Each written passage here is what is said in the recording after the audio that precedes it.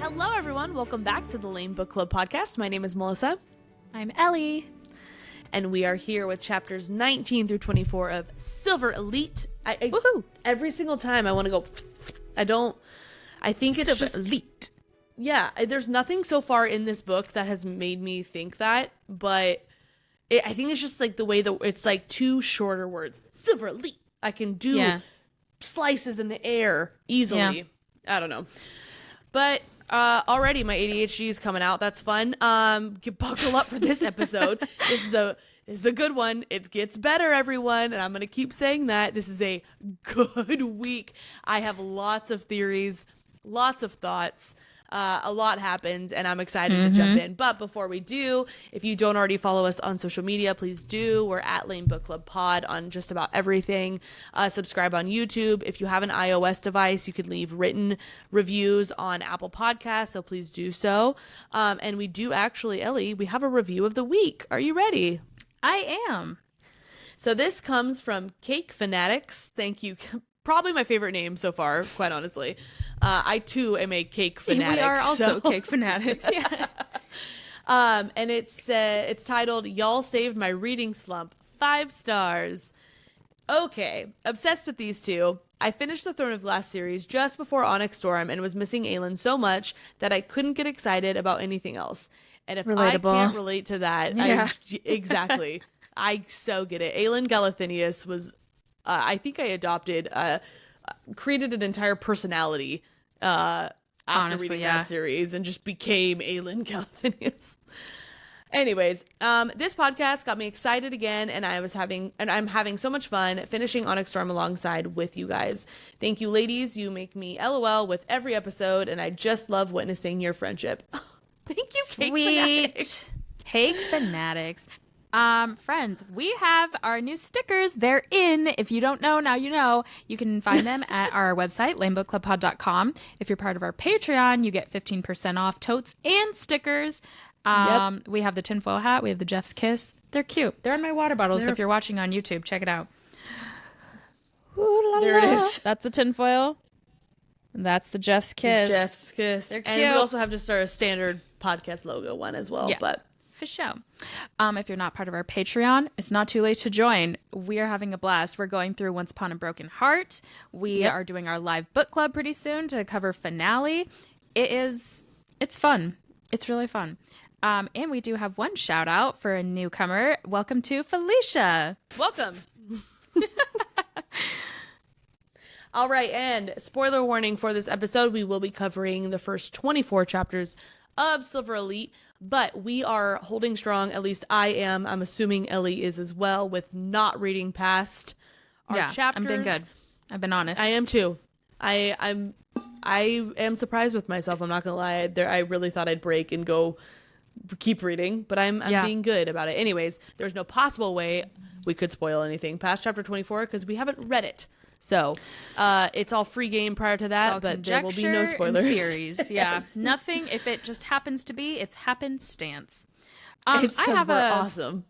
I have a thought, and I want to get your thoughts on it.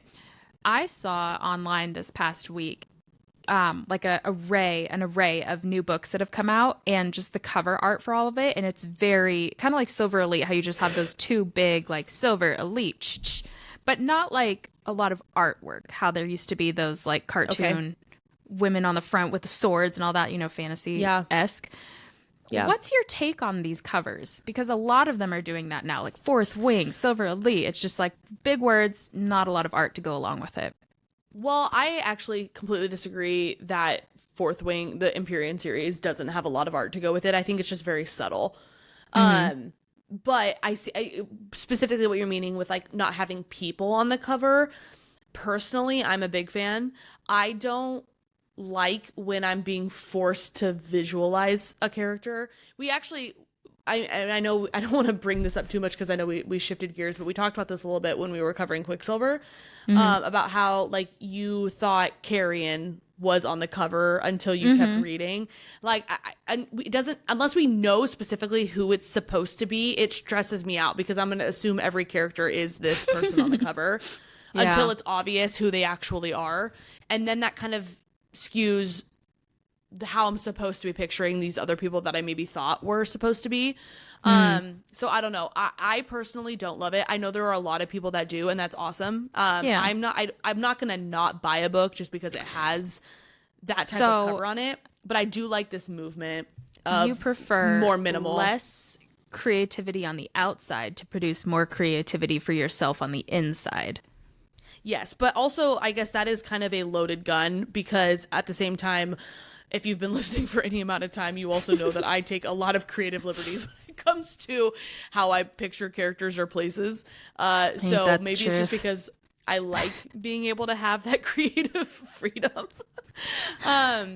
But I don't want it to diminish. Like I don't want it to sound the way that it might, where I'm like, I don't like creativity, don't give me art, because that's not what I mean. It's a different form of it, I think. And I just personally, it's a little bit more visually appealing to me when there's not people on the cover, when it's just like abstract kind of art. So yeah, maybe the same for me, but I don't know yet. Yeah, well, except I'm actually glad you brought this up, because I actually have a bone to pick with the cover of Silver Elite specifically. I like all of it. This is just me, and this is so dumb, and I don't know if anyone can relate or not. I don't like the fact that Danny Francis's name is the same font size as Silver Elite. Like, I think the name should be a little bit smaller than the cover, the title. And so this is, I guess, more of like a graphic, like a personal choice, I guess, that they made when this is a graphic developing design. this. It has nothing to do with like how it looks. Like, I like the colors of it. I like the font itself is fine. Like, it's more just the sizing of things. Sure. And to me, because of that, I think I know there's a lot of speculation going on right now that this book was written by AI. I don't want to. I refuse to believe that is the case. Ignorance is bliss for me. Like, I don't know, but the most compelling piece of evidence for me that this was written by AI is the cover of the book. The way it's just because of the font and the spacing and the sizing of things. I don't know. It looks very AI generated to me. And it's probably not, and I really don't want to like rain on anyone's parade if they like spent a lot of time doing it. But that I don't know. I don't love the cover of Silver Elite specifically, but it has nothing to do with the fact of the like type of artwork on it. Well, time will tell, but I don't know. Does anything shock me these days? I don't know. Let's just jump in. I know. I like the book and I like what I like, and that's all I'm going to say on it. Here we go. Last time on the L.A.M.E Book Club podcast, the recruits had just finished playing essentially a game of Capture the Flag, where Wren pretty extraordinarily lost for both herself and Kes. We were then flies on the wall for some quote-unquote righteous bullying after Ivy had asked her genuinely, like, why are you still in this program? You obviously don't want to be here. To which Wren responded with heavy insinuation that she's banging Ivy's ex-boyfriend, Cross, followed with, also, he's your ex because he dropped you. And Melissa and I were just a little beside ourselves. We were like, I don't know if I can support that, but we'll just keep reading and see how things go. I mean, so here we are. Terribly mad at it, but it was a little cringy for me. Was it interesting to read? Yes. Was I Absolutely. Like, whoa? That's how I'd be if I was in the bathroom just like witnessing this exchange. Whoa. Could you imagine just being in the stall, hearing all of this? I'd be like holding my hand over my listen. Mouth. Yes, holding it in. Like, oh crap. Have you watched Get Smart? Obviously. When Steve Carell's in the bathroom and he's trying to listen in, but he stops peeing like every 10 seconds. Oh, yes. Like, that's what I thought you were talking about the scene in the airplane with the mini harpoon, and he's trying yes, to. I know that one. That one's good too. Oh my gosh, that's funny. Chapter 19, Pan In. Wren is at shielding class again when she... Okay, first of all, I'm just going to say, Chapter 19, I don't know if I'm going to be my funniest self. I wrote it, added in some jokes, and I was like, it's okay. The other two chapters that are mine, hilarious. So stay tuned. If you're like, I don't know about this episode, just stay in it. Wren is at shielding class again, where she continues to feel exposed. Tyler Struck is teaching the recruits that telepathy links can only... Telepathy links can only be formed initially in person, to which Wren recounts how her and Wolf linked spontaneously as children and not in person. I have a thought here. I don't know if this just sent up like a little flag for just me or for anyone else, but I genuinely was wondering if Wren was actually mistaken, because that's her only example is like, well, Wolf and I were able to link and we weren't by each other. But I'm wondering if maybe Cross or Kaine or whoever Wolf actually is was within the vicinity, maybe passing by and saw her, so he linked, or like spying like little kids do. And then like one day when we get the big reveal of like, this is Wolf being like, I've been so in love with you from the first moment I ever saw you as a child, like we were meant to be together, that kind of thing. And then we realize, oh, they were in person when they linked. I like that. My only thing is, wasn't she still in the Blacklands when that happened? Oh, maybe. So I'm not even saying it's impossible. It's just less likely, I think. Unless less likely. Because, I mean, I have zero thoughts on how, if it is Kaine, like how that could have possibly happened. But like, especially if it is Cross, it's possible that maybe he was with his dad and they were doing some kind of weird recon thing and he just happened to be close or something. But I like both. I like the concept of him actually like seeing her as kids and being close in proximity, and I also like the flip side of what is implied here, where the command is wrong. They actually don't know as much as they think they do, and this is probably just part of both Wolf and Wren's like additional abilities that not all mods have. So I would be either one. Truly either way. Either way, right. So anyways, Amira is back to test the shields, and Wren still has the urge to link with her, and I am still on team do it. No! Later that night, the gang, which consists of Liddy, Kaine, Lash, and Betima, are all studying together, and Wren notes how they're all, especially Liddy, growing on her. While studying, Wren thinks about how she didn't realize there were so many outposts, depots, etc., and how she could be helping with the uprising by giving them this information. And I'm like, girl, we're on the same page, but we're not at all. Help them by giving them this information, but maybe consider how much more information you could give them if you actually were someone who made it high up in command. Apply yourself. Yeah. Wow. I could say this till I'm blue in the face, and I can't believe we're like almost halfway through and there's just not really been any badassery on her part. So it's upsetting, but it's fine. It's just, it'll make the grand reveal so much more, and I'm just going to hope for that. So while studying, the topic of Tierra Fe is brought up. They found that there was a silver block outpost there. Tierra Fe has a reputation for being better than, like a just holier than thou. Kaine says, we're godless heathens to them. They'll shoot you on sight if you try to go there. And Betima shares how she once had a run-in with the Tierra Fe people, and they didn't even let them step foot on their land. They looked at them like they were dirt. Give me your theories on this place, because I'm thinking if they're not letting people in, then they have something to hide. And is what they're hiding the fact that they're all Silverbloods, or like, we'll get into this, but Rose starts talking about how they have like the toxin there and they're gatekeeping it. Yeah. Well, potentially. I mean, like it's theory that they do. Yeah. Because half the people believe that it's the company told everyone that it's eradicated. Rose is like, yeah, right. But I think most people believe that it's gone. Absolutely 100% do not think that that's the case with this. Like, there's no way it's gone. I bet you that the whole gang, if not just, well, I would bet for sure that Wren and Cross are going to end up on Tierra Fe for whatever reason, or at that Silver Block outpost, which ends them up there.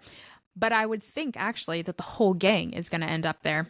So yeah. Well, but as far as like, I haven't decided if I think for sure they're hiding something. I don't know if I think it's the fact that there's mods there, or if it's maybe even like, are they like maybe even somehow like a faithful camp into some capacity? Because maybe they harbor the faithful there. Yeah, because the fact that they think that everyone is like godless, whatever Kaine said, like heathens, and like essentially they fully don't agree with the general and the way he's running things and everything. That leads me to believe that they are in some capacity sympathetic towards mods. Yeah, and so whether that's because they all are, or because they harbor them, or if they're gonna like aid them in the uprising or something, they're gonna play some kind of role. I don't think I know enough about them yet to have a fully formed theory other than they are going to benefit, I think, Wren in some capacity and her cause. For sure. Okay, well, so when Ro comes in and starts talking about like, oh, I bet they're harboring this toxin, and Liddy is like, no, my mom works in like biochem, it is absolutely eradicated. He says, no, it's not, and they look it up and it is, and it's a whole thing. I can only assume. I loved this because I'm certainly not saying this is like real life, but I love that she was, it to me, like the nexus or whatever she looked this up on, that's like essentially arguing with someone that the government is hiding something, and then looking it up on Google, yes, and then be like the place where the government would hide it. It's like, okay, yes, I kind of wanted to be like, Liddy, you dumb, like the answer is not gonna be there. He was like, of course it's not gonna be online. So like it kills me. I never related to Ro more than this moment in the book, and still that's it, never again, but so far I was on his side for this, like, what, 3 paragraphs of conversation. Well, Rose says that he bets that they're colluding with the Aberrant and smuggling supplies to their secret base near the Blacklands, which Betima responds, if they had a secret base, we would have found it. This is important. That's secret. Exactly, it's secret. But I think this is important, and we will find out why in Melissa's chapters, but I did highlight this because I do want to come back to it later on in this episode. So, conversation flows smoothly into the Silverblood purge, and Liddy, of all people, questions the general's methods. Lash, however, counters with the fact that they need the Silverbloods need to be neutralized because they cannot go back to the way it was when primes were second-class citizens. Yeah. And this made me take a step back because I was like, hold on for a second. There is no reason that the Aberrant shouldn't absolutely be able to demolish the primes in this exact moment. They should not be the ones oppressed. Like, I know that it's like switching off between who's in control, but I was like, at no point should the normies be in control over the Aberrants. Normies. They have powers. And so I like this for the plot, but if honestly, I was like, if I was Dany, I'm just sitting here thinking, I'm writing this outline, and I was thinking, if I was Dany, I think I would have paused here and started over and switched the roles. Made Rem a normie and everybody else an Aberrant. But then I suppose that like that trails too close to other books. So good on you, Dany, for taking this twist. But I did think, I don't know. Well, and I mean, at this point too, the main reason why is because of how many have been killed. There's significantly more normies than I love calling them normies so much more than primes. I wish I could pay her an amount of money that I can afford, Dany being her, to have gone back in time and changed them from being called primes to being called normies actually in the book. But like there's just so many more primes than there are mods at this point. So it's, if anything, like, yeah, cool, they have powers, but like sheer numbers, that it's like the whole thing that's popular right now. It's like, could 100 men beat one gorilla? Probably. Like, there's just more of them. Like, oh yeah, a gorilla is significantly more like intense and strong than a couple men, but I don't know if there are the more than 100. Like, so. Well, that's true. But I digress. We digress. After studying, Wren finds herself deep in thought alone in the barracks. She has a small, helpless chat with Tana, and then Anson walks in with his so smug face. He is doing like a creepy, predatory, flirty thing, which makes my face sour. He mentions how Wren is fiery, and someone like Ro, this was like out of left field. I know they're friends. Maybe that's why he brought it up. He was like, you're fiery. Someone like Ro would want to put the flames out. He'd only want your ashes. And I was like, that's, I guess. Yeah. Well, and also earlier, this is almost like the reverse of that weird side conversation that Ro had with Wren, where he was like, I'm not flirting with you. Anson is into this. I'm not. But, and where I joked about like said, oh, the only person like only ever said by people who actually are into right.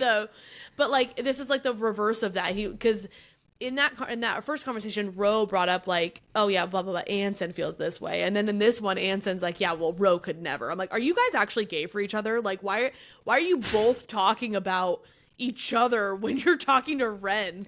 Like, just talk to her. Like, what is your deal? I know. Well, and this is him talking to her, and it is a hard read. Anson, who's cornering Wren while he says this, says, I want to watch you burn. Like, not like in a bad way, but in like a hot, sexy way. And then Wren attacks him, pressing her stolen cutlery blade to his throat. It is then that Cross walks in and says either slit his throat or let him go. Ugh. And when Wren doesn't move, I know, kind of. When Wren doesn't move, Cross dismisses Anson. He takes the knife from Wren and mentions how tomorrow's pit night and she should go, then hands the knife back saying, keep it in your locker, but only use it if he comes back. Is Cross cool? Cross is so... Are you kidding me? Cross has been cool this whole time. We love Cross. I know. We do love Cross. Chapter 20. Sorry, I was going to say too, I have two things, and these are all just like smooth braining for me. I am having a really hard time with Anson. And this is absolutely this has nothing to do with the way he's written or anything. This is a me problem, but it's just so close. The name is so close to Aniston. And so anytime his character comes up, I picture Jennifer Aniston. No, I know. And it's a problem and I don't like it, but it's a me problem. There's zero problem with Danny in the way that this was written. It's a Melissa problem. Dude, you know who I picture? I just realized that this is who I've been picturing. Anson is MGK to me. And Ro is... who's Macaulay Culkin's brother? Oh, the other one. Yes, the other Culkin. The one from Succession. Yeah. Except I don't know his that name. Is so... I can't think of his first name either, but that is so wrong in how they're described. I mean, I know, MGK maybe. Kieran Culkin. That's who I'm picturing. Thank you. Yeah. But Anson is like bigger than Ro. My understanding. Well, I'd imagine MGK is taller than Kieran Culkin. Oh, I thought you said Machine Gun Kelly was Ro. No, he's Anson, and Kieran Culkin is Ro. That's how I picture them. Anson is also described as being like muscular, and Machine Gun Kelly is a toothpick. So I don't know what to tell you. My brain wants what it wants. That's still closer than Jennifer Aniston. Yeah. Who are you to tell me Jennifer Aniston? No, coming in all black. All right, chapter 20. It's pit night. I've got a lot to say. Everyone, buckle up. All the ladies are dolling up, and honestly, my favorite part of any night out is when all my friends just like get ready in the room together. That's the best part. Wren is self-conscious because she has nothing but the navy blues on her back. And Liddy was like, I wish we were the same size so I could share. And I would end it all if that was me, because you can only read that two ways. Personally, maybe I'm too sensitive, but here it is. I wish we were the same size. Too bad you're a whale. That's how I hear that. Or if it's the other way around, I can only assume it's, I wish we were the same size. Too bad you're so skinny you have no boobs or butt. And so offense. Both ways offense. I think actually, don't say that to me. What actually happened here was option behind door number 3. What Liddy was actually saying is that I think Liddy is curvier but also has no chest. And because they talk about, because in like a couple seconds when I say Batima, or I said, would you say Betma? I think I pronounced her name a little bit differently in my head, but it doesn't matter. When she did end up giving her clothing, she made a comment about how Wren was chestier than she was. She was more flat-chested than Wren. But I took that as a base, and because also there's a couple other times where Liddy is described as like not being quite as athletic. I understood that as not like a pick me kind of comment. It was just more of like genuine, like I would share with you if this stuff would fit you. I don't know. To me, not pick me, but I was like, I would immediately be like, that's so true. Walk out and just fall off the building. And then go into red cell. Little side note, the other day, as you do as a wife, I was like, hey, Grant, what animal do you think I would be if I was an animal? Guess what he says to me. Guess what he says?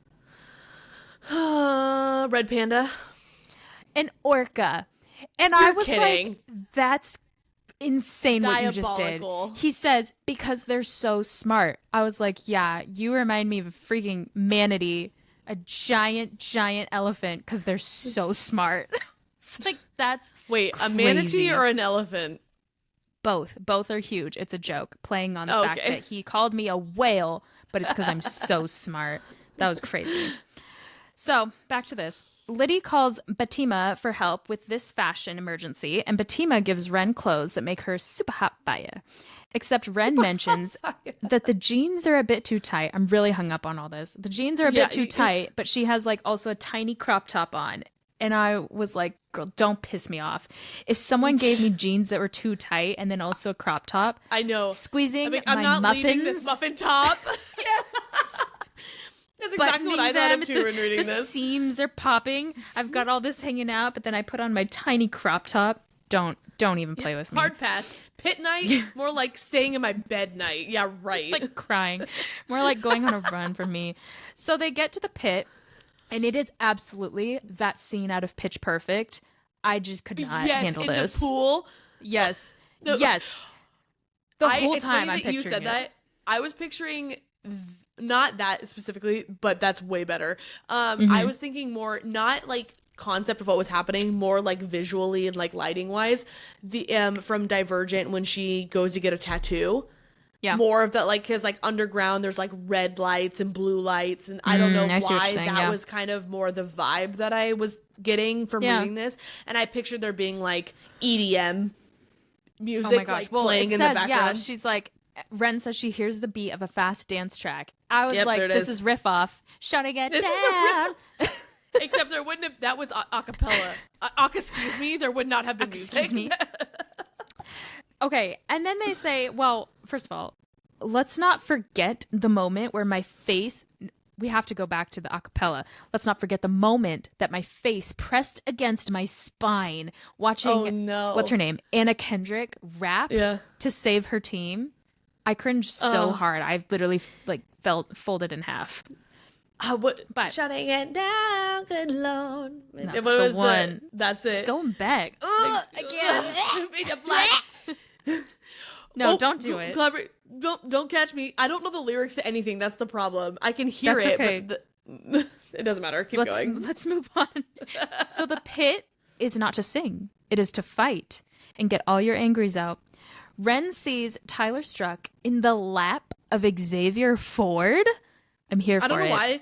I wasn't shocked at all by that. I don't know why. I wasn't shocked either, but I did feel like weird. Like it's like when you find out teachers have lives outside of school. That they don't sleep in the classroom. Yeah. It was weird. But next to them is Cross. Crazy concept for me to understand as a kid. I think they include that in Mean Girls. They're like, it's so weird seeing teachers outside of school. It's true. Yeah. So next to them is Cross. He's also super hot fire. His blue eyes find Wren's, and he does a slow up-down of her, which turned me into a puddle. A fight starts in the pit, and Kaine walks up. He's also flirty with Wren and She debates kissing him senseless. But then Icky Rowe comes up and sees Wren glance at Cross. He says, you're not his type. He likes them fragile so he can be the hero, which is ironic because he's the one who ends up breaking them. Next thing we know, Xavier Ford jumps into the pit and joining him is Cross. Chapter 21. Rowe tells Wren that Cross and Xavier have been BFFs since childhood. Now watch how little that means to him.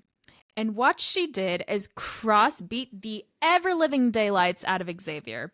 It gave real Zayden Ryerson vibes to me. And just like Violet. Yeah, and she talks about, like, while this was happening, and I'm sorry, I don't want to jump the gun. Keep going. No, you're good. Well, I was going to say, like, she was just saying, like, oh, I never would have seen that side of him. Like, oh, wow, he's ruthless, like, whatever. I was almost like, what a dumb girl. Like, what do you think? He's a commander. Or what is he? Yeah. He's no, he's not a colonel. What is he? The captain of the Silver Block? I don't know. I never paid attention to that. Commanding officer. Like, high up, medium up, or low?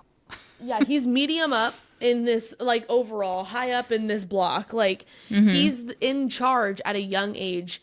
And Liddy confirmed for us that it's not just because he's a staple. Like, he earned every right and every star or whatever.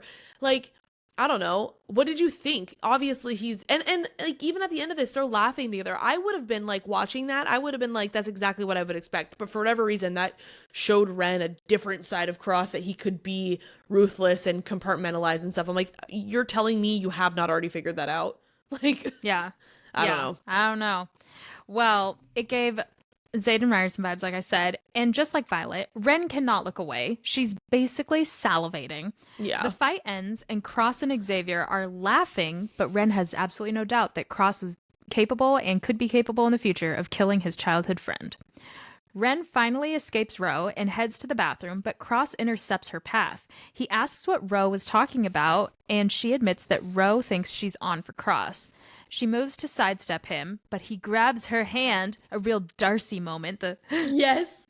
Her breath catches, but she sidesteps him again and joins her friends just to tell them that she's leaving. I laughed at this when I was reading this. She like, get away from me. I have to go see my friends. I'm leaving. Me to my friends. I'm going home. So this quote is out of the book. It says, I'm halfway to the door when the hairs on the nape of my neck tingle and rise. I get the sense that I'm being followed. And then there's Cross pushing her into the shadows. We'll get into the hot and heavy in a second. But I feel like when she says the hairs on the nape of my neck tingle and rise could be code for some like telepathy senses picking up someone else's. You thought that too? 100%, because the only other time or maybe not, I'd have to go back and cross-reference, but I feel like that type of description has been used because I want to say that that's exactly the way that she reacted when the mod first walked in during their shielding class. Yeah. And just in general, whenever she's been in a similar vicinity to a mod that she has not already linked with, I feel like that's similar to how it was described with them. And so... Yes, I'm glad you brought that up because that is exactly what I was thinking. The way it was written is the vibe that it gave me. Spidey senses always are something bigger. You never have hairs stand up on your neck just for like, oh, and there he was. So Cross's lips are millimeters away from Wren's, and she says, what did I tell you about touching me without permission? She continues to taunt him, saying, is this what you do when you drink? You trap your recruits in the dark? And he responds, I've never even looked at a recruit before, insinuating that he is looking at her. I know. He tries the overconfident... Before. He tries the overconfident approach, saying, any other woman would have asked me to kiss her, and we'd be heading back to my quarters. To which Wren says, nah, I don't really feel like it. I knew that's what you were going to say. And he mumbles a curse and lets Wren walk away. I know she even said, like, you're drunk. And he's like, maybe. But I loved just how a lot more open and forthcoming he was with his feelings and advances and stuff. That was so fun. All right.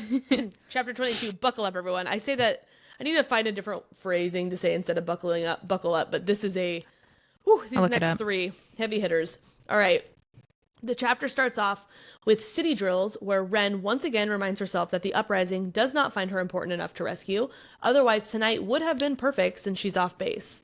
The mission tonight is to scale a 5-story building and jump to the next one before climbing down without any safety harnesses. That is the key here.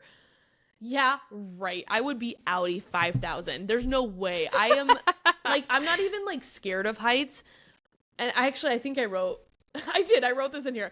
I'm not scared of heights, but I do have a healthy respect for not doing stupid things. And this is stupid. I understand the importance of it from a mission perspective. You're not always going to have gear with you during an op, and you might need to climb and scale something. But to me, I'm not in that position, so it's just dumb. They're broken up into 4 teams, and the team who completes the mission the fastest wins Lux credits. Also, side note, Ellie, ever since you brought up wondering what the value of their currency is, I literally cannot stop thinking about it every time it's mentioned. So thanks a lot, because now they're like, oh yeah, Lux credits. I'm just like, well, what does that even matter? I don't even know what that means anymore. We have to know the currency. I need to know the value of this. Wren realizes that this mission will be hard to sabotage unless she wants to fall and for real die. So she decides to complete this one correctly. I'd say that's a smart move. She's on a team with Ro, Liddy, and someone named Jones. And I want to caveat here by saying I thought it was really odd that the book specifically mentioned that she couldn't remember Jones's first name. But I'm also thinking maybe my tin hat was on a little too tight when I had that thought. So who knows? Maybe not. I just felt like I wanted to throw that out there. That's weird. That's suspicious. Well, anyways, their group goes first, and outside of Liddy being a little slow with the climb, they're all doing pretty well, until it comes to jumping to the other building. Liddy panics and doesn't think that she can do it. Ro is losing his patience with her, so Wren tries to gently encourage her, saying that it's safe and she just needs to roll when she lands. Liddy does eventually work up the nerve and is able to jump and land successfully. The whole group makes Dauntless. Yes, this it gives No Jumping from the Escape train. with Owen Wilson. Yeah, this was a lot of I liked it, but yes, it did. So the whole group makes it down the other building, and outside of Ro being a a-hole, I'd say it was a smashing success. While they're watching the other groups go, Wren starts to think that maybe, just maybe, she should not only accept her fate in the command like Cross had suggested, but actually embrace out of it. pocket. So this was weird. And maybe, like, you know, our brains do think, what is it, like 100 thoughts a minute or something? I know it's more or less. I don't know. But maybe, like, and we're in her mind. So, of course, she's going to be like, maybe I should just accept this. I don't know. Everyone's nice. But I'm like, you literally spent the entire book being like, I will never see. This is a fate and there that were so many more refuse. reasons to accept this fate. And now you jump over a building and you're like, you know what? This might be it. That's crazy. This is my curtain call. This is my swan song. Swan song. Watch swan me fly. song this is my swan song for my willpower. It's gone. I'm just gonna embrace this. Well, she's really starting to like Liddy and the other friends that she's made, and she thinks that maybe she can forget. This is where it sent me. I'm like, whose point of view am I reading right now? Because this is not the Wren from 3 sentences ago. Like, no. Because she says, she thinks that she can even possibly forget that she's modified if she tries hard enough. Because she says, after all, telepathy is the only gift that I rely on regularly. Are you kidding me? I don't know. This sent me. She said she can cut her links with Tana and Wolf, also fat chance. But she's really she's really contemplating this. And then all of a sudden, a scream rips her from her thoughts. And she sees a recruit falling between the buildings. And Ellie, I wish that this person had just fallen to their death. But no. This recruit fell onto a rusted steel fence and freaking lived. They did not die. This is my, I think, new worst nightmare. I was not worried. So graphic.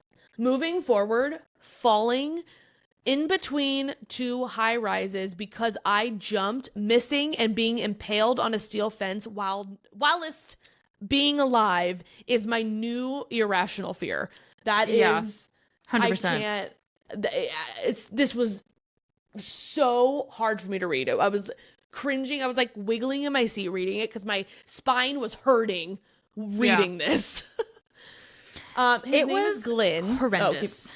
Yeah, no, so that's horrendous. That's it. His name is Glenn, and he's, as my daughter would say, freaking out. I'm freaking out. She's so cute. Since he's, still alive, like I mentioned. It was so hard. It was hard to read, but I loved that Wren, Batima, and Kaine didn't even hesitate. And they ran over to see if there was anything they can do.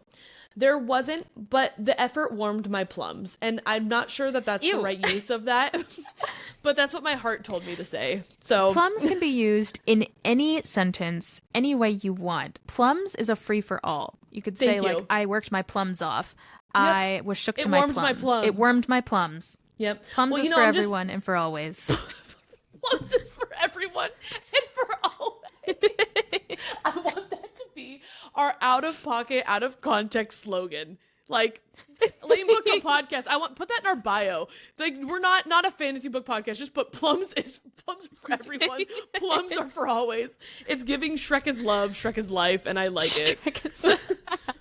Well, I'm glad this did exactly what I was hoping for. I added that in just to lighten the situation because I couldn't. It was yucky and I didn't like it. Shrek and Ford ran over too, and knowing that there wasn't anything they could do other than help calm him down, they instruct everyone, specifically Batima, who was backing away, to hold his arms and to calm him down. And it says in the book, Batima starts to back away, hugging her arms to her chest and shaking as if she's just entered a freezer. She pulls her sleeves down as far as they'll go and hugs herself tighter. She's in shock. And she's in something else too, if my tin hat does not deceive me. Why else was she pulling her sleeves down? It's giving. You caught this so quickly because Oh, absolutely. I think I was, I'm sure that's. Look at me, I'm all tripped up. I'm sure this was the point of Danny Francis's writing of such a graphic death because I'm so focused on that. I missed all of this, and so. Well, see, I think the shock and awe was just as crazy to me as it was honestly, to everyone else. I think a big reason why I picked up on it is because I was just looking for any escape from thinking about the boy being impaled on the fence. What's next? So I'm like, what else can I cling to? Yeah. But honestly, this whole scene, like realizing that and what my brain was doing was it was giving the Wolf of Wall Street the one of us like that gif. Yeah, that was exactly what I thought of when I was like, she pulled her sleeves down. I'm like, it's just they've made such an emphasis in this book on sleeves and being pulled down that I'm like, this can't just be if she just wrote this like out of nervousness. That was the editor, terrible editing, because that should have been rewritten if it wasn't supposed to be pointed. Yeah. Well, after he calms down and passes, Batima pukes, and I almost did too, so I get it. And Wren does what she can do to soothe her. And freaking Ro must have caught on to what I did also, because he's staring at Wren with a look that was giving suspicion, and I hated it. It was written in a way that we were supposed to think he was looking at Wren, but not for 1 second did I buy that he was actually looking at her. He was looking at like the situation. I was the prime audience for this book because I was like, why is he suspicious of her? She didn't do anything. I'm sitting there panicking for Wren. I'm like, what did I miss? Wren didn't do a single thing. How could he possibly know? She's just having empathy. So shanghaied by this scene. I was love so it. Shanghaied. I'm happy to report that I can confirm later that I was not shanghaied, but it's fine. The air is heavy as everyone returns to the barracks. No one is talking, and a somber silence is filling the space instead. Batima especially is taking this hard, as would I if I had been the one to hold a dying fellow's arms and watch the life drain from their eyes. And Wren clocks this as well. When Batima leaves the room, Wren follows and asks if she'd like some company. She tells her that she's going up to the roof so she can smoke, and Wren decides to go with her. They talk about smoking, the stars, and what happened during the city drill. Batima had never seen anyone die before and even says, I didn't realize how awful it was to feel someone die. And then suddenly, the door opens and out comes Tweedledee and Tweedledum, Ro and Jennifer Aniston. Sorry. Jennifer Aniston? MGK. Dang it, I'm messing myself up now.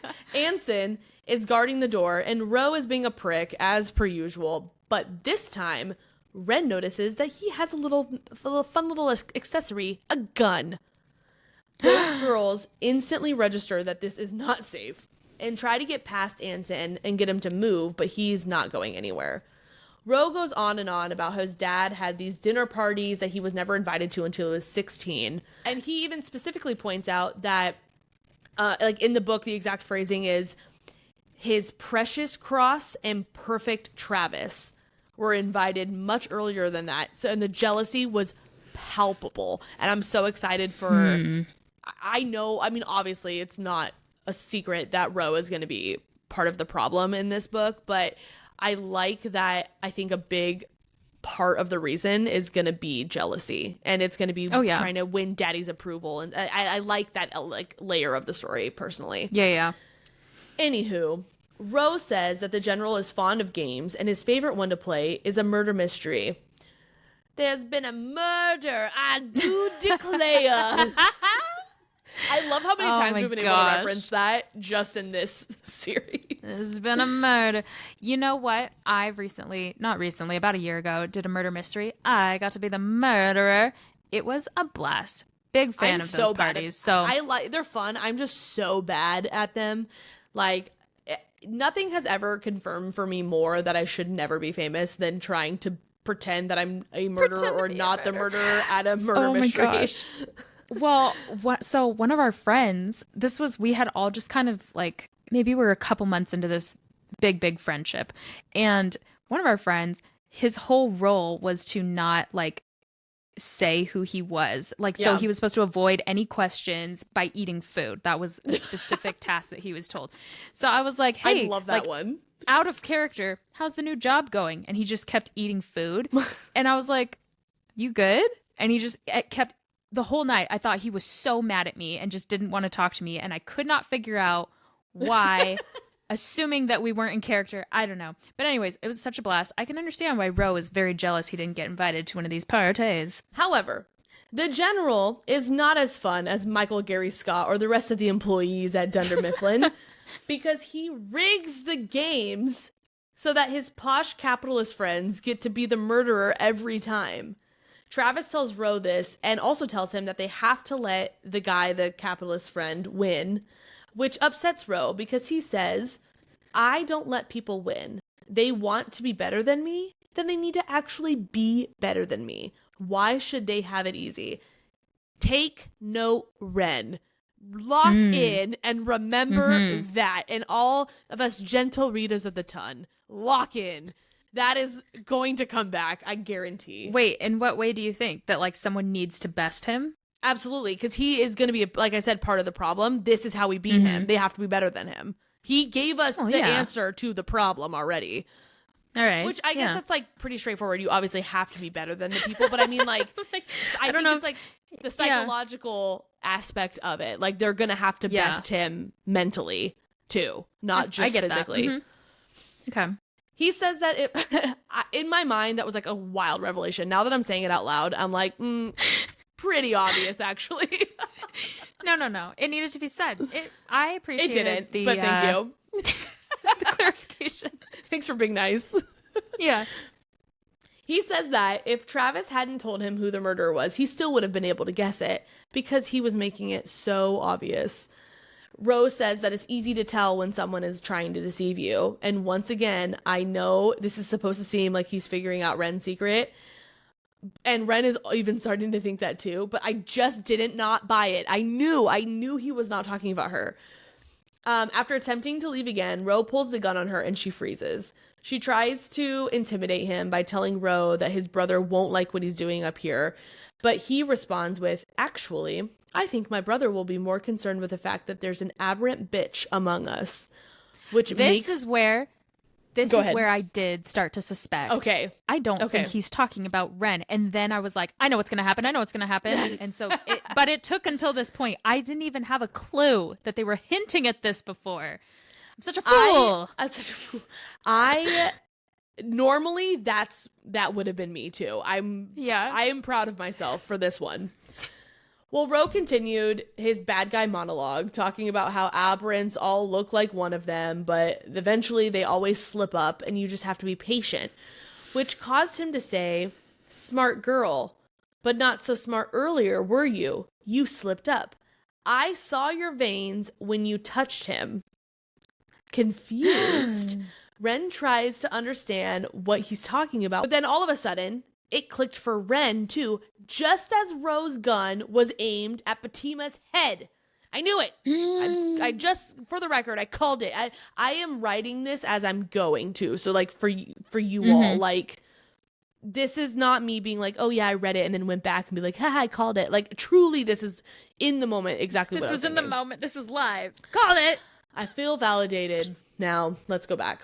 Wren realizes what Fatima meant when she said, I didn't realize how awful it was to feel someone die. And I will say, I didn't catch on to the phrasing of that, but I already like locked in on the fact that she was aberrant. It was more or less like, I thought she was a healer. I thought she was trying to heal him until he said this. Oh, well, so when this revelation happened, I did think, oh, I bet she was a healer and she was trying to save him and then she couldn't. But weird I mean, I don't know the mind of a telepath, but weird for her to be like, I'm going to just be in there for a little bit while he dies. Yeah, I know. I didn't really get why she'd want to feel that, but that's why my mind went to healer first. But anyways, well, Ro called out that he thinks that she's an empath. And that was when I was like, hold up. What? But then it did start to click and I was like, odd flex, but all right, I guess that makes sense too. But Batima says that he's crazy, but even then her voice was shaking and we all knew it was true. And because of that, Ro pulled the trigger and shot her point blank. I cannot believe that we just watched chapter. 2 deaths in one chapter. That's crazy. I know. Chapter 23. Well, guess what? Wren also can't believe it. And honestly, I wish I didn't see it coming because I do think I would have been a lot more shocked. But gentle readers, have been doing this for far too long. Just kidding. That sounded so... We're aged. Yeah. We're what's the... When you, like... we're fermented. Ew. Yeah. But that's the one. But also... Like a fine wine. Wren bolts out of there like a racehorse, shoving Anson aside, and as soon as she hits the bottom of the stairs, Hadley is already there with other soldiers. She tells them what happened and doesn't wait around to see what they do. Everyone is asking her, once she gets back to the barracks, what happened. But Kes has a stupid, dumb smirk on her face that I, too, just like Wren, wanted to punch right off of her. Yeah. Wren accuses her of knowing what they were going to do, and she gives some weak response that makes it seem like she had no idea, but her smile is telling a very different story. Wren just needs to get away from everyone, so she shoves her way out of the bathroom before she jumps on Kes like she would have done, or like she had done in the mess hall. Boo for not doing that. Yeah. Kaine and Liddy find her, and Kaine makes a few interesting comments that I'd like to take a second and digest with you all. First, he says, if she was aberrant, it was bound to happen anyways, which seems cold and callous, but I would argue that we didn't get any details about how he said this. And based on how Wren responded, annoyed that like at what he said, but also with understanding that this was a typical Prime response, me thinks that it had to have been somewhat remorseful the way he said it. She agrees with him because it's the harsh reality that she's well aware of. But then he also goes on to say, and face the firing squad, which again to me makes it seem like he thinks this the death that she had was like a form of mercy. Was it what anyone would have chosen for themselves? No. But at least it wasn't in public and she wasn't put on display for being different. Plus, Wren notes that she sees genuine pain on his face, which says that which she says helps to pacify some of the nasty feelings that she was having towards him. So honestly, like all of this, I just at first glance and just like on paper, it seems like he is not siding with Ro, but kind of. He was like, well, if she's different, this is what would have happened anyways. With just command, with the primes and what they're supposed to think. Yeah, I was going to say, I think it's supposed to make us think, like throw us off. But I think the way he said this was actually, it was a trained response, exactly like what Wren was saying and what you just said. Like it's what you'd expect to hear, but it was how he was saying it and the way he was commenting on it that I'm like, it still shows that I think definitely leaving a back door open for us to find out that he is also aberrant somehow. And this is like exactly like Wren was saying, like this is just the harsh reality that they live in. He's just accepting that fact. What's their currency called? Lennox? They have Lux credits and they have Lux. They have Lux. All 4 of my Lux, which might be a lot of money. We don't know. Who knows? That Kaine is aberrant. I'm so on board. So Lux, there's different forms of currency. The Lux credits are like extra, like what do you spend on like luxury, like non-necessity kind of things. Sure. Then they get I forget what it's called. It starts with an R. They get like this is not it, but it's like they get like a res or something, and that's just like the paycheck. Like so that's what they use for food and living and stuff like that. But regardless. I too would bet all my Lux credits that he's aberrant. Wren gets ready for bed, but can't sleep because of all the emotions that she's feeling. She's feeling super alone, wishing she had parents, a mother to comfort her, and a father to tuck her in. And knowing that her parents are dead, she can't help but feel like she let them down somehow. They were both so brave and fearless. They sacrificed themselves for the uprising, her father being a prime himself. And before I even get into the next part, I also want to point out too that this is her first exposure that we are privy to with an empath. And immediately after, she is starting to feel all these feelings. And I'm really, my tin hat might be like really squeezing my brain right now. But I'm almost wondering if that exposure is kind of bringing, because remember, like, I love your theory, Ellie, that she's going to have all of these. And I'm wondering if maybe the exposure is bringing that out in her. And now she's feeling all these emotions. And I know that that's not necessarily exactly how empaths work. But we also, I think, are fully bought into the fact that she is not your typical mod. So I just want to call that out because this also comes up a little bit later in the next chapter.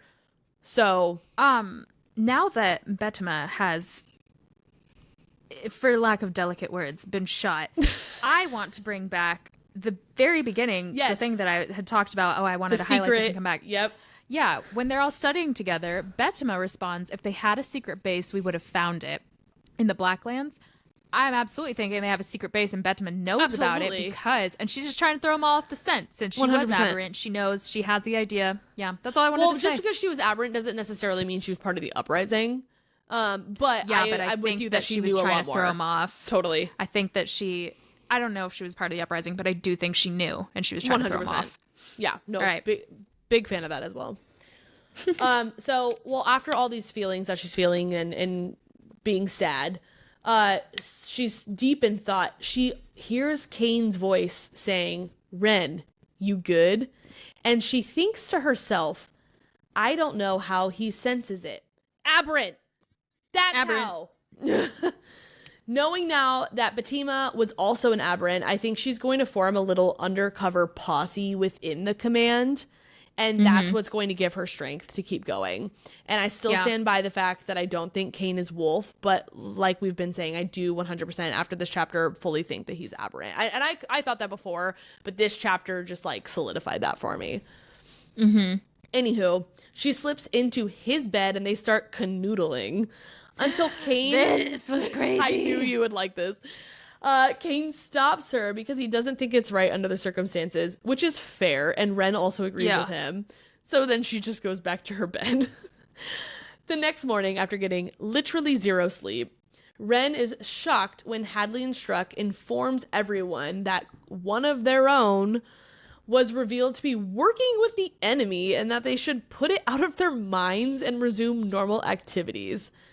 How could she have possibly, and where is the proof? Give me the facts. Show me the evidence that she was working with the enemy. There's a big difference between saying someone's modified and someone's working with the enemy. Like, right. I don't know. The worst part was that Wren's own friends had accepted the orders without question and just start getting ready. Not today, Satan. Wren has other plans. Before she can get out of there, she tells Liddy that she'll meet her for breakfast soon. She just needs to send a quick comm. Then runs into Kaine. And I personally would be dying of embarrassment. But quite fortunately, that is not the case here. I'd be like butterflies. I'd be like, no. I would have been like, remember us? Well, I would have been like, remember that one time that you rejected me after I was in your bed? Yeah. He didn't reject her. He said, let's do this another time. He was very nice about it. But he's the one who stopped the canoodling. I've been rejected a lot and just been like, I wasn't rejected. No, I couldn't possibly have been what had happened. That wasn't what happened. Or I also think I'm just delusional and I'm just like, oh, I'm sorry. You don't think that immediately after following the deaths of one of our friends right in front of me and learning all of this crazy stuff is the best time to have sex for the first time? You hate me. Like that. This is the spectrum of girlhood. And I just love it. No in between, extremes. Oh man. Wren even commented though on how surprising, or how it was surprisingly not awkward it is. And they both agree that they're good. Like we're cool, no problem. Wren apologizes for last night, but Kaine says, I'm not. I like you, Darlington. You know that. And all I'm saying is, if it happens again under different circumstances, I wouldn't be against it. And Wren admits to herself that she likes him too. But I don't think she actually does. At least not in the same way she likes Cross, based on how she talks about the two of them internally. With Kaine, it's always like, he's good looking, he's cute, I like him, I'm learning more about him. With Cross, it's like, hot damn, I can't get enough. Like, I hate him. No, I don't. Look at those abs. Like, it's just very different in how she. So I'm like, she might like him, but it's like a schoolyard crush versus love of my life, kind of in how I like the differences. Oh, I hate to admit it, but I can see. Talk about extremes. I can see how you're gathering that. Yeah. Well, Wren slips out of the room and plans to go demand that Cross lets her out of the program, even stating that she'll go to the stockades if that's what it takes. Insert eye roll. She hopes that there's a compromise they can reach, but when she gets to his office, she hears another voice. It's the general. The general. She It's our first encounter. It is. And I picture him, there has been zero physical description of him so far, other than the fact that, like, Cross doesn't look like him, and we know what Cross is kind of described as. And I guess Ro favors him, and Ro's kind of, like, shrimpy looking. But, like, I picture him as being in Avatar, not James Cameron Avatar, not The Last Airbender, the older military guy, the bad guy from the first one. Oh, yeah, I know what you're talking about. That's exactly how I picture him. Good. Thank you. Yeah. That's a good one. So obviously, Wren is eavesdropping, as I would too. Like, she even says, like, she knows there's cameras, but I don't even care. And while she can't hear much, this is what she takes away. The general is proud of Ro for killing someone suspected to be an Aberrant, but Cross is pissed. He wants Ro out of the program because Ro had no proof. He doesn't listen to authority. He's just a boy, is always high on stims. And he's an all-around POS. And that was my own personal little addition to this. But I got the general consensus that that's what Cross was feeling. Yeah, I think that's the audience response, yeah. Yeah. However, the general disagrees and says that he stays. Typical. Wren leaves knowing that she has to figure out a different way to get out of the program. However, she makes a comment that literally sent me to out of the stratosphere. She says, I know I don't want to go back to the stockade again. Literally 7 sentences ago, she was like, I'll go back if I must. And I can't. Like, I'm loving the story. I'm loving Wren, but the inconsistencies with her internal dialogue, I can't handle it anymore. Either be okay with it or don't. Yeah. No, because the amount of times I'm like, you know what, I'm fine. And then 30 seconds later, I'm like, I'm not fine. That's fair. But I don't want to read about my messed up internal monologue. I want a character that's has it more figured out. Be better than me. Be better. Oh, man. Okay. But I'll digress about that. As she's scheming in their afternoon sparring session, she remembers Wolf's comment saying, every trap can be escaped. It's just a matter of what lengths you're willing to go to. Right before it's announced that she will be sparring none other than Kes. And she suddenly knows. They're doing this intentionally. Oh, absolutely. Well, she suddenly knows exactly what she's going to do. She tries to make it look like an okay fight at first, but purposefully puts herself at an odd angle so that Kes puts all of her weight on her arm. I hated this part too. I'm like, what, Danny, what are you doing to me? Death by I know you don't spearing. like bones. I was gonna say, I don't do bones, but like that coupled with the previous chapter of death by falling onto a rusty fence. It's graphic. Yeah. But yeah, anyways, so she puts herself Can I be honest? Yeah. Real quick. Yeah. I hated this. I hated that Wren specifically like attacked Kes and looked like the top dog because she broke her nose and sent her to medical, right? And then here she took the massive L, and I'm like, what are you doing? I thought what she meant by she knows exactly what to do. I thought she was gonna kill her. Me too. Yeah. And I was like, do it. But I will say she didn't. I know, but I will say, like, after this, I didn't understand it at first, but then after it happened, like, beginning of the next chapter, I was like, oh, okay, that makes a little more sense. Yeah. But because I think, like, yeah, death isn't necessarily allowed, but I also don't think that Cross would have kicked her out for that. She needs to, like, force his hand. And yeah, I think, anyways, we'll get into that. But so she puts herself at an odd angle on purpose so that Kes can put all of her own weight on Wren's arm. And knowing that Kes won't pass up an opportunity to hurt her the same way that Wren had hurt Kes in the mess hall. Oh, it's no surprise to Wren or I guess maybe not, maybe anyone else, but when her wrist audibly snaps and hangs at an unnatural angle. Blech, can't do it. Ford tells Hadley then to take her to medical. All right, chapter 24, everyone. Last chapter of the day. This one's good, too. So she's in the infirmary bed, doped up on pain meds when Cross walks in. This is where I'm like, it fell into place for me. Wren tells him the doctor's prognosis. Her wrist is fractured in multiple places, with one of her bones being shattered completely. He's recommending surgery, which will put her out and in a cast for 8 weeks. And she can taste the freedom already. She's trying not to smile when telling him all of this, because she's like, I've done it. He cannot control the doctor's orders. Like, and then it clicked for me too, because I'm like, all right, he can't deny that she's in a cast and like can't do all these things. So then I was like, wow, she did it. Like, she figured it out.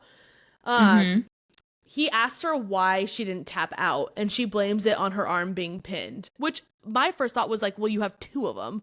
But it's also the reason I didn't add that in here originally is because it's also very possible that I didn't understand the angle based on how it was written. I don't know. I tried to picture it, but I was also kind of in a pretzel trying to read it. So I was like, eh. He then asked why she didn't verbally tap out. And she's like, do you really think that Kes would have stopped? And Cross was like, maybe you have a point. Yeah. So she once again brings up how she cannot train, and Cross says, no, you can't, and just walks out of the room. Ominous. Both Wren and myself are thinking that she had done it. She is home free, but it also did seem a little too, I don't want to say too easy, because like it's not like she didn't do anything. But I was like, okay, well, we're chapter 24. Like, if she's out, like, I don't know. How is she gonna get into Silver Elite if she's gone? Like, 2 hours later. Pop title. Exactly. 2 hours later, someone new enters the chat. He is a mod with only 1 black band tattoo, meaning he's a loyalist. I immediately knew. I didn't. Yep. And then this sent me. Well, I knew once he showed up, then I knew what was happening. But before that, I was like, what is going on? Yeah. What is he doing here? Well, I'll tell you. He's a healer. Cross will stop at nothing. His name is Ellis, and he tells her that she must be pretty special if they had put him on a speed craft without even letting him grab his gear just to come and heal her. And I got butterflies, but I know that I'm broken. Wren's heart stops. Cross had figured out a way out of this. When I could not see a plan, Cross had one figured out. All of that pain was for nothing. Well, not only that, the pain was for nothing, but also now she's taken the L in front of everyone. Let Kes win for nothing. Well, makes me so really mad. Makes me want to spit. I know you're like, I can't believe she took an L after she just like destroyed her. I really think that the excuse could be chalked up to just like she was so angry at her in the moment, and she was overcome with emotion, which is why she was able to defeat her, versus like any other time there's been just like general quote unquote like tactical movements and stuff she hasn't been able to. Objectives. So I think that's an easy way to kind of maybe explain why she was able to beat her that one time but not any other time, even though we also know that she's also purposefully not beating her. But I digress on that too. Ellis heals her wrists, and Wren comments on how interesting it is. She says that she's never been healed by a mod before, and I've said this, but I do think that Ellie was right, and so we need to watch for signs of this power now awakening within her, now that we've met one and seen one. Ellis comments that he's surprised that Wren didn't ask him any questions. Normally people have lots of questions for him. She deflects like a pro, but really it's just because she's so disappointed that her plan didn't work out. She's like, actually, I really don't even, like, I wish she was honest, and she's like, dude, I really don't even care how you did this. I'm just mad that I have to stay here. Yeah. She heads back to the barracks after getting a clean bill of health from the real doctor, and she's met with excitement, Liddy, and skepticism, Kaine, over the command flying someone in to heal her. And remember how I just about 5.5 seconds ago said we should watch for signs of her power awakening? Well, here's the first IMO. Specifically, specifically the second half of what I'm about to say. So this is the direct, in the book, the exact quote. She is saying, I hit the lav, which I love that she calls the bathroom a lav, by the way. I hit the lav where I stare at my reflection in the mirror. My face is aglow. The dullness of my eyes contrasts with the sudden radiance of my skin, which, okay, yeah, sure, that can all be chalked up to her being healed. But here's where I said really pay attention. Whatever Ellis did to me, his energy seems to be flowing from the inside out. I also think that awakened the power in her. Because like it's like, I think that again, the glow can be explained one way, but also there's a potential backdoor for the explanation. I think that this is like immediately now we're going to start noticing, or she's going to start noticing different things about the empath and the healing things moving forward. Now that in these last couple chapters, she's been exposed to it and directly affected. She directly touched Batima. Ellis physically healed her. Like, I think that and again, maybe my tinfoil hat is on way too tight, but I just think that there is something here.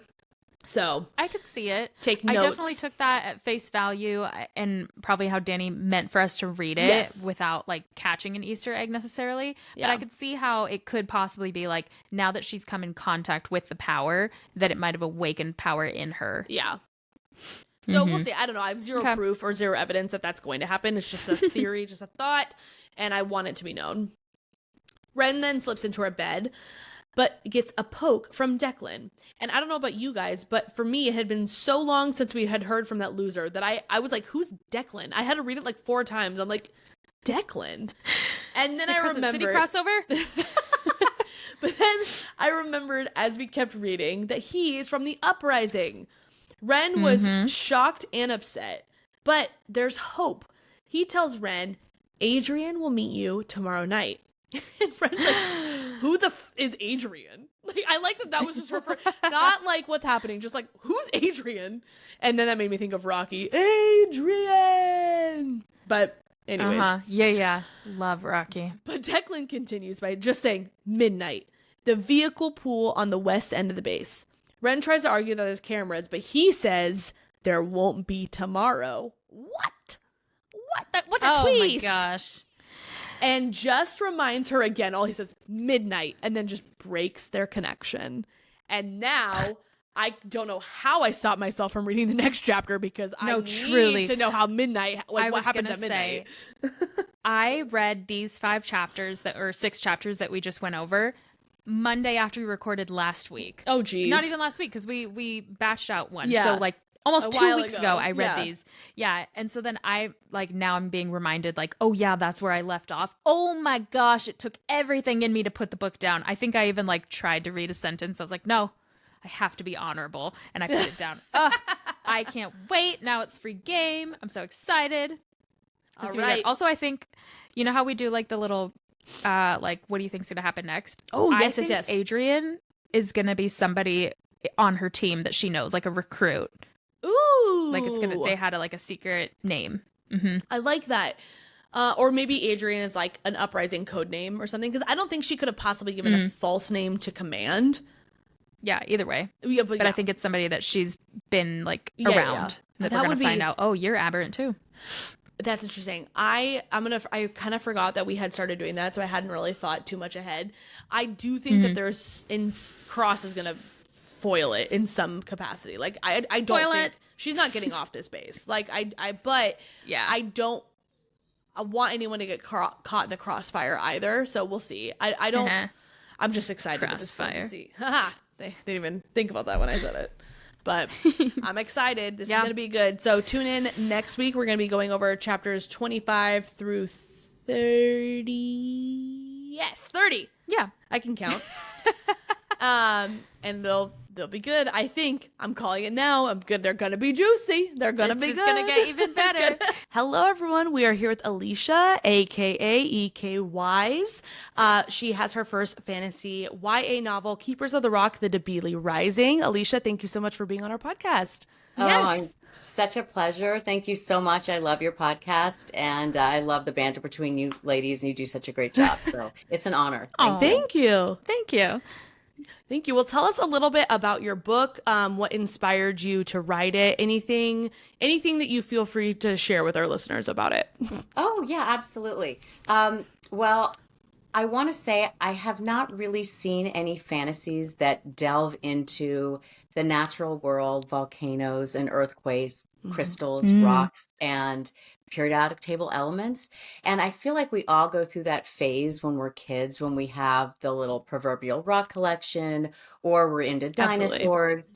And I kind of wonder, do we ever really get out of that? We kind of grow up and move on to other things. But also, if you go to almost any mid-sized city, there's always a store that sells rocks and crystals. Yes. You've And probably seen them gemstones on and stuff. them Yes. gemstones, because since humanity began, we've been obsessed with these. And a lot of people still, I mean, I go through this in the book, I really delve into the history, but people have attributed meaning or health properties, reducing anxiety or whatever it may be, to gemstones. And we Hmm. still do today. So that you see these stores, and you probably there's kids, there's teens, there's so many people have always had interest in that. And I wanted to really Hmm. delve into that. And also, we're hearing a lot about global warming and how, there's things we need to do to protect our earth. And so I just kind of wanted to delve into all of that and write a book about it. So, That's in a awesome. Nice. fantasy way. Very cool. Can you give us a like high level, look at me being so corporate, a high level overview of the plot? Like what can we expect? What can you expect? Okay, well, there is, it's the oldest secret society that still has Hmm. Love not it. ever been found out. And this secret society, they're called keepers, and they do have a few human assistants called guardians that have pledged their lives to helping the keepers. And the keeper's job Okay. is to protect the earth, not only from evil creatures called the Debili, but also from human beings, because human beings Ooh. just sometimes are not aware of the damage that they're Mm. doing, and they kind of needed to be educated. But Hmm. the Yeah. keepers are a secret society, and they've been around for thousands of years, and they still have not been found out. And I wanted to also write a Ooh. book that doesn't involve werewolves or vampires. Hmm. There are so many books I have loved that cover Yeah. those, and they're Yes. fascinating, but I still mention them. But what I do is the keepers, through the guardians, have that's how monsters exist, is when anything happens, the Debili do anything, or human beings kind of get a sense that something's not right. That's when a keeper might suggest, okay, we need a new monster, that a literary monster, a movie monster that will Hmm. distract human beings. So they kind of Oh. partner with writers I like it. to come up with these monsters throughout history. This is what's really going bump in the night. There's nothing really here. There's nothing behind the curtain. You humans just go about doing what you're doing. We're going to throw these things at you to kind of distract you. Oh, Yep. get interested in Yep. Frankenstein. Maybe that's what it is. Love And it. so that's I sort of love one of the it. ways that they help to keep themselves secret. But they actually are not there to help humanity. They're there to work on improve the earth and keep the earth going. And they, Okay. through their guardians, they kind of assist human beings. They can kind of push them in the Okay. right direction in terms of making sure they're developing the proper scientific discoveries that are gonna maybe Hmm. help human beings get away from earthquakes sooner, things like that, like earthquake detection, but they can Hmm. never reveal themselves. And so I like it. that's sort of the main focus of it. And then they have a school, and so they have this younger generation that they're bringing in, and they have to sort of teach them and help them learn how to deal with their abilities. All of these keepers have abilities tied to the natural earth. So Cool. Ooh. either heal with Big fan gems of and that. minerals, or they can discover when earthquakes are really going to be coming very soon and try to help, humanity figure out how to save themselves from that. And they can also use those abilities to ward off, go against the Debili. So they can use their strength that way. So you mentioned the Debili are the antagonists in this book. Can you give us a little bit more information about them? Yeah, of course. Actually, the Debili are human beings, but they, unlike the keepers, who are very focused on making sure that they are stewarding the earth and making sure that human beings are at least safe to be on the earth, the Debili do not care about human beings at all.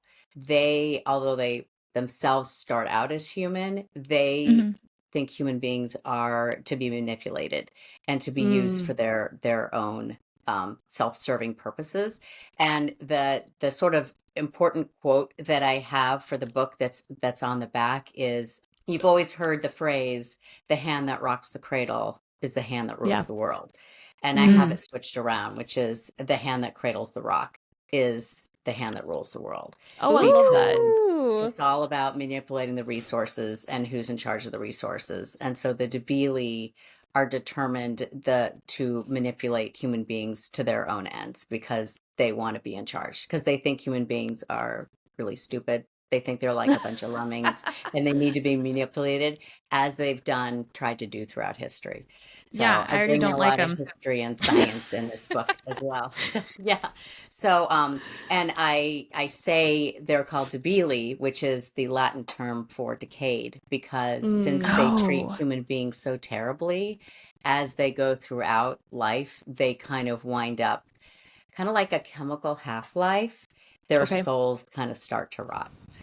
So, and then they physically also wind up changing as well, because they're sort of becoming rotten from the inside out, and it affects every part of them. So, but you might not necessarily know if you're around a Debili. And so you have to be very careful, because they'll try to manipulate you. I think I know a couple Debili. I'm just kidding. And they'll use that, just like you can use gems and minerals to heal. And that is an emo gem. An emo gem is someone who has the ability to heal others with a gem or a gemstone, or a rock, or an element in the periodic table. A Debili actually can do that negatively. So they can put negative energy into a gemstone and then use that to harm others. And stuff Big like bad. that. So yeah, they are. Big bad? Good. Honestly, very cool. And not in like I love the bad guy kind of way, but I do, because the worse the bad guy is, the more I want to read the book. What inspired you to write this book? Oh, great thing. Well, honestly, I have always, let me back up. When I was in college, I actually took this class called Rocks for Jocks. I had to. That is the coolest class name.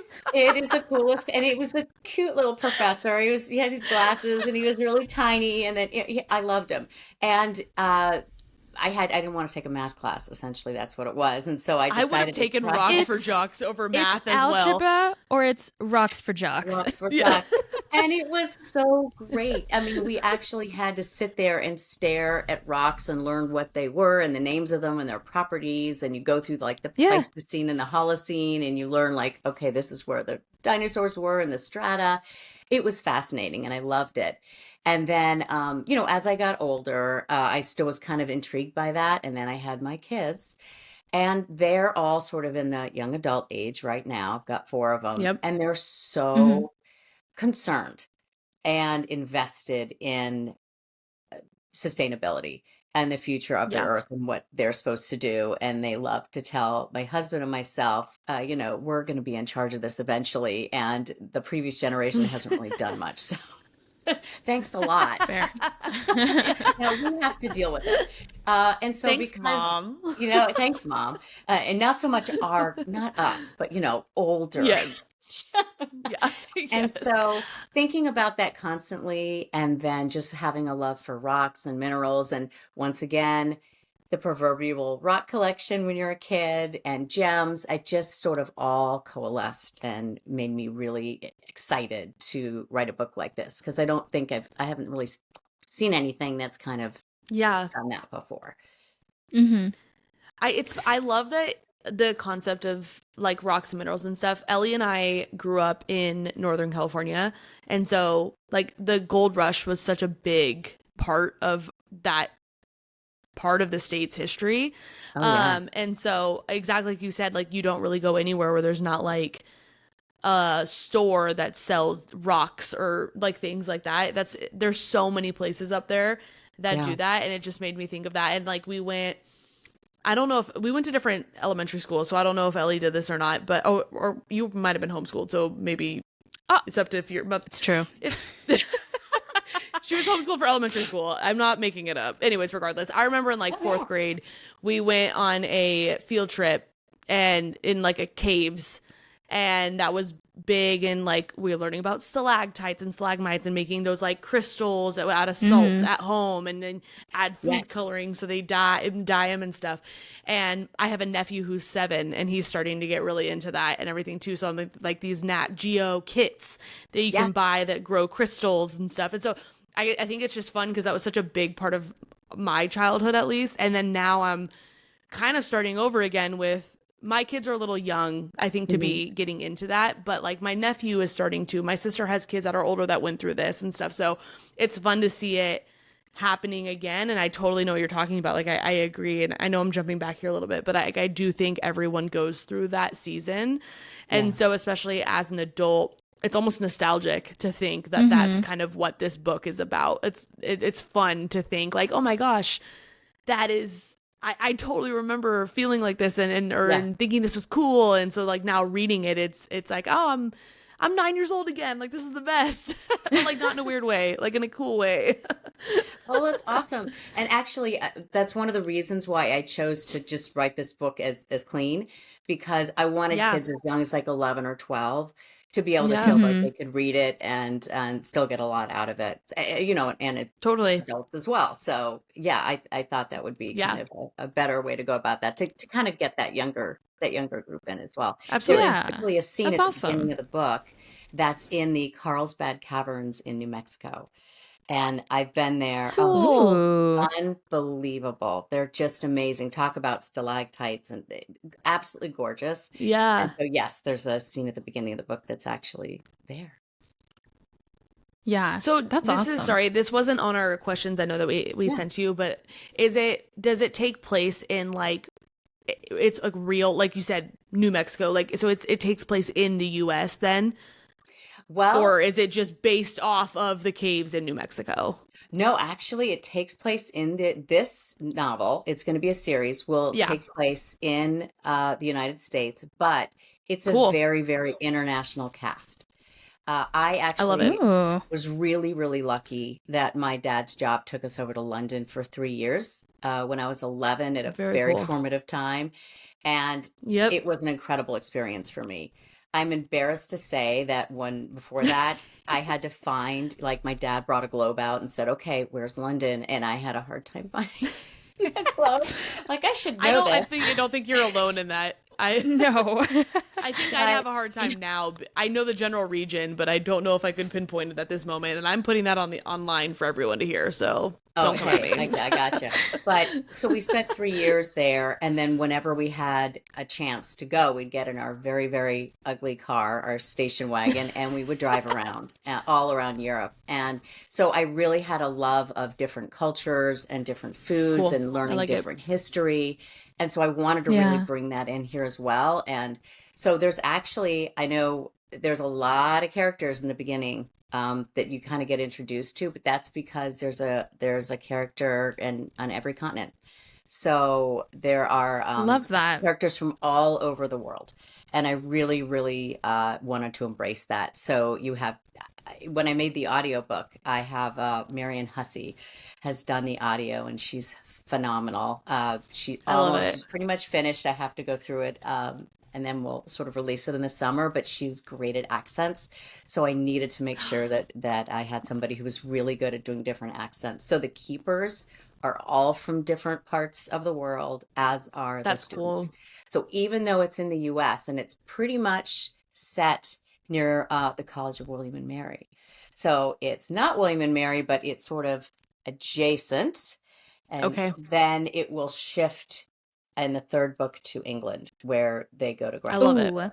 So it's 2 years undergrad and then 1 year grad school, 3 years, which seems really, compressed, but that's how their education goes. I like Love it. That's so fun. Okay, well, you mentioned there's like a whole team, but does the book focus on one specific main character, or is it like it's switching up POVs the whole time? It doesn't switch up POVs all the time, but it does here and there a little bit. And I think I've done that pretty well from what I understand, Yeah. the feedback I've been getting. I think there is one character who's will probably wind up being the central character. She's kind of pushed her way in. I didn't necessarily feel that it would be her, but she's kind of, I think she's going to potentially be the one that has the biggest growth and change, and sort of learns how to embrace her ability Nice. in such a way that, I think we're headed that direction. But it's funny because that's awesome. You know where your character, you sort of have a plan and what you think you're going to do, and then your character surprise you. At least I felt. Yeah. I love it. Awesome. So, and maybe I'm jumping the gun here, but was she your favorite character to develop, or has she been, or is there another character? Like, so who's been your favorite character to develop so far, and why? Oh my gosh. Okay, my favorite character, his name is Reese. He's Australian. Love it. And Love he it. is It's a good mix. very snarky. He's very snarky. He's overly confident. He's always cracking jokes and sort of being sarcastic around people. And he's completely opposite of me. So I've loved writing him. That's fun. Always poking the bear. It's got to be a fun challenge to do that. Oh, yeah. Yeah. He's hilarious. So I enjoy writing him. That's amazing. So we know that you're an advocate for those struggling with ADHD. How does that specifically blend into your storyline? Oh my goodness. Well, that main character that I told you about, as you will find, finds out that she's struggling with that. I have ADHD.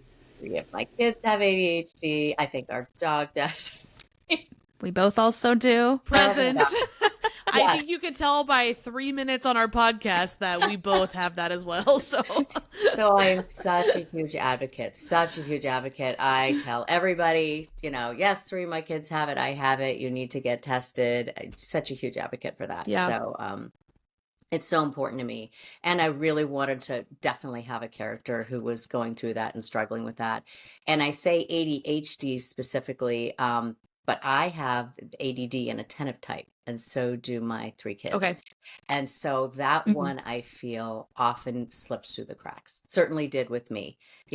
Just we're the kids that just sit there and will just look like we're paying attention, but then our mind is drifting, and the teacher doesn't know, Right. and they'll just think, oh, that kid's not that smart.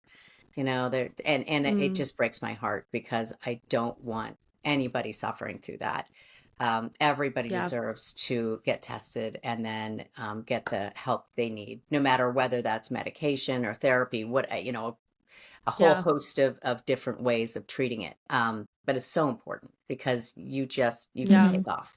I'm literally, my eldest would not have graduated high school if we hadn't found out about it. And then he was just off like a shot, and now he's a software engineer at a startup and is amazing. Wow. And it's like his superpower, because he's great at hyper focusing, which, as we know, is definitely that characteristic. is my superpower. There you go. And so, yes, I'm a huge advocate for that. I love it. Yeah, I like that too. I didn't realize how much it impacted me. I thought this was just like who I was, because same. My mom and my sister are very similar. And so I was like, well, I'm just different from them. And which is true, but I didn't realize that there was like a rhyme and a reason. It's not just my personality or my character development or whatever. Like there's a reason for literally every quirk. Maybe it's not even the right quirk, isn't the right like word to explain it. But that's just always how I like thought of it growing up. And I didn't find out till I was 27. I did not get tested until I was 27 years old.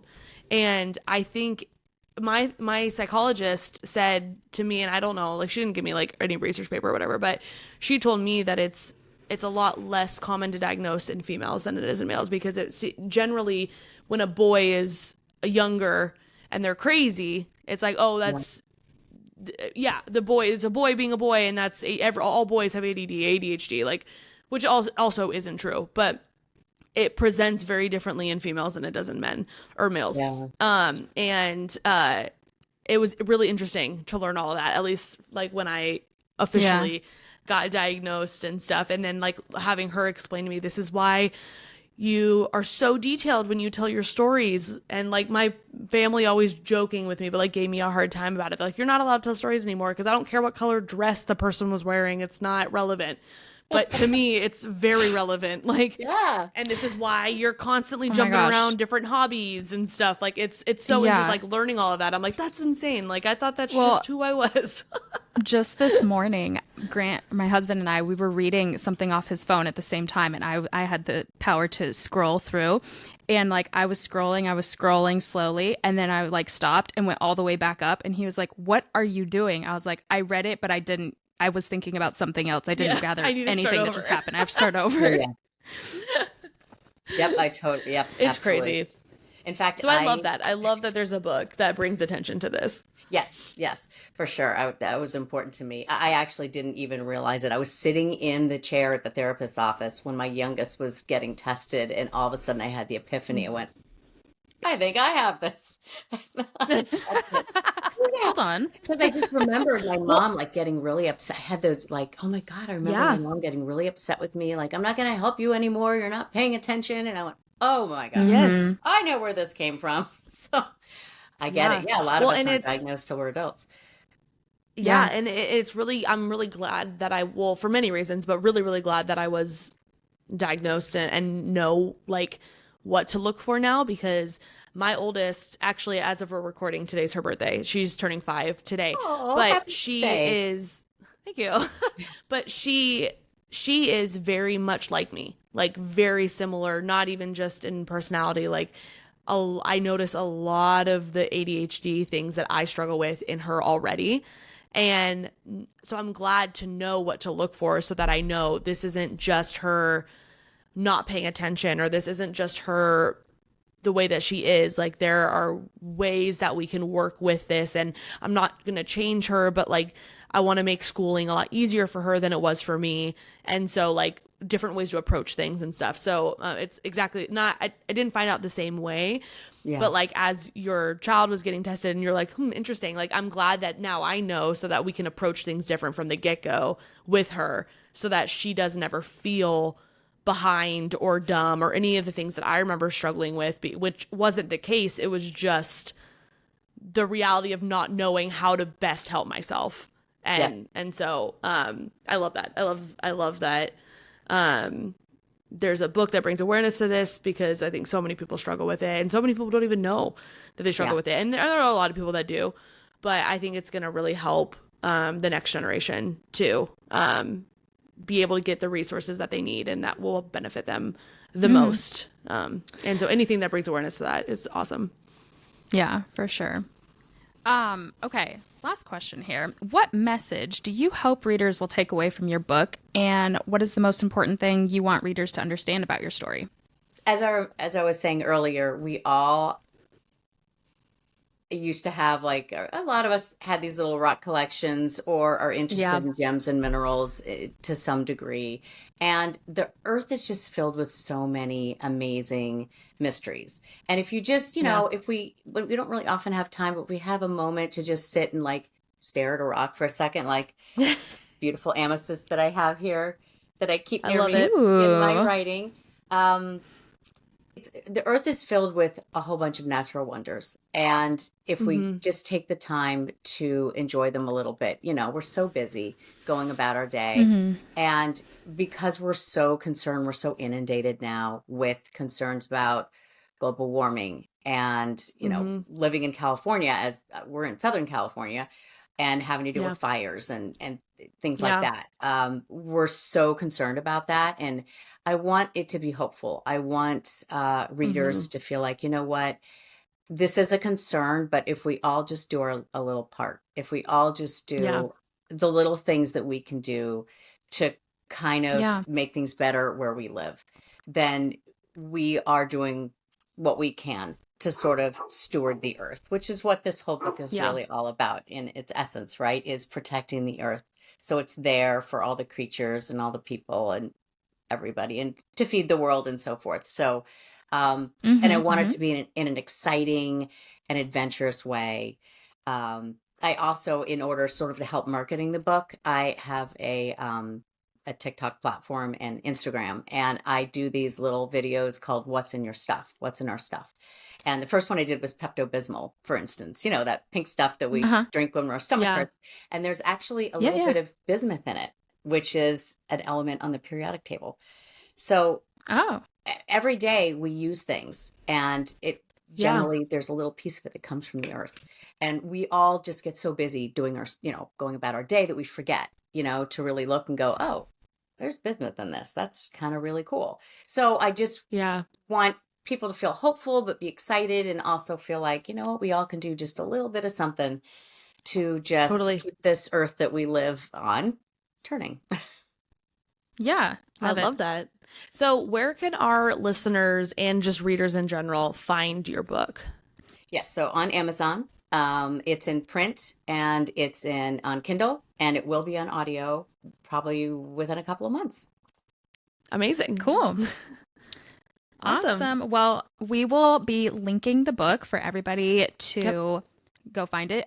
You mentioned your TikTok. Are you on Instagram? Do you want to drop your handles so they can find you there too? E.K.Wise. And I just did one on my pool. Believe it or not, I was inside my pool because we had to drain it. And I was talking about cement, which kind of sounds really boring, but cement actually, you're like, cement? What? But cement actually was created like 6,500 years ago, but we still use it so much today, which is crazy, I think. Yeah. So, you know. Yeah. Anyway, if it ain't broke, don't fix it, right? Exactly. Awesome. Well, thank you so much for taking time to be on our podcast. I know our listeners are really going to enjoy reading this. I'm excited to read it. So thank you again. Everyone go check out The Keepers of the Rock, The Debilis Rising by E.K. Wise, and we will see you next week for our new episode. Thank you so much for having me. It was great talking to you. Of course. Of course. Bye.